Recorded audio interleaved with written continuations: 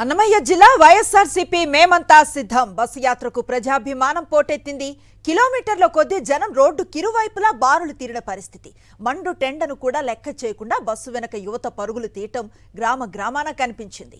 పెద్ద ఎత్తున వైఎస్ఆర్సీపీ కార్యకర్తలు, సాధారణ ప్రజలు చేరుకోవడంతో అంగళ్లలో పండగ వాతావరణం తలపించింది. రోడ్డుపై ఇసుకేస్తే రాలనంత మంది సీఎం జగన్ కు ఘన స్వాగతం పలికారు.